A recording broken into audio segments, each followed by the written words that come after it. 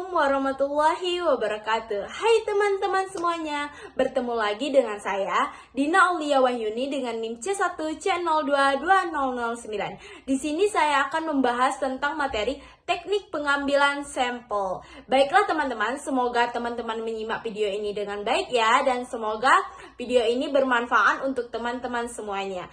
Semoga teman-teman menyimak video ini dengan baik dan fokus untuk menyimak dan memahami apa saja yang saya sampaikan. Wassalamualaikum warahmatullahi wabarakatuh. Dah, sampai jumpa kembali ya. Teknik pengambilan sampel. Adapun pembahasan yaitu 1. Sampel, yang kedua teknik pengambilan sampel, yang ketiga tahap pemilihan sampel, dan yang keempat macam-macam teknik pengambilan sampel. 1. Sampel. Sederhananya sampel merupakan bagian dari suatu populasi penelitian yang digunakan untuk menjawab hasil dari suatu penelitian. Sedangkan teknik pengambilan merupakan cara atau metode yang digunakan dalam pengambilan sampel tersebut. Sampel dapat diartikan sebagai bagian dari jumlah dan karakteristik yang dimiliki oleh suatu populasi. Pengukuran sampel dilakukan melalui statistik atau berdasar pada estimasi penelitian, guna menentukan besarnya sampel yang diambil dalam melaksanakan penelitian suatu objek.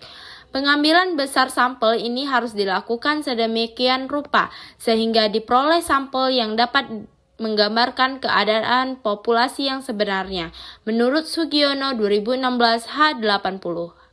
2. Teknik pengambilan sampel. Pengambilan sampel adalah langkah pertama dan aspek penting dari keseluruhan proses analisis. Kou et al. 2011. Teknik pengambilan sampel dilakukan agar menyerupai yang tujuannya adalah untuk menghilangkan kebingungan di antara teknik-teknik yang terlihat agak mirip satu sama lain, menurut Som 1995. Teknik sampel yang digunakan akan berhubungan dengan cara-cara dari pengambilan suatu sampel. Teknik pengambilan sampel dilakukan dengan beberapa tujuan, di antaranya yaitu yang A. Untuk mendapatkan data yang lebih akurat namun masih ada kaitannya dengan populasi yang terjadi sasaran suatu penelitian, dan yang B. Bertujuan untuk memberikan informasi yang berhubungan dengan populasi yang ingin diteliti, dan yang C. Dapat dijadikan sebagai pedoman atau acuan di dalam pengambilan suatu keputusan.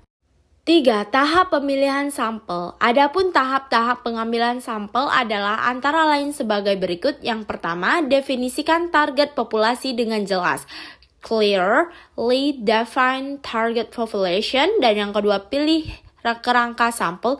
Select sampling frame. Dan yang ketiga, pilih teknik sampel. Choose sampling technique. 4. Macam-macam teknik pengambilan sampel. Yang pertama yaitu ada probability sampling. Probability sampling merupakan jenis dalam teknik pengambilan sampel yang melakukan pengambilan sampelnya dengan random atau acak.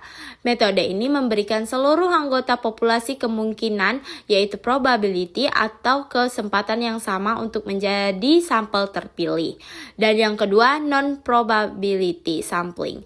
Teknik pengambilan sampel non-probability merupakan cara pengambilan sampel dengan tidak memberi peluang atau kesempatan sama bagi setiap unsur atau anggota populasi yang dipilih menjadi sampel. Selanjutnya yaitu macam-macam dari teknik pengambilan sampel menggunakan non-probability sampling, yakni 1. Pervasive sampling, 2. Snowball sampling, 3. Accidental sampling, dan 4. Quota sampling.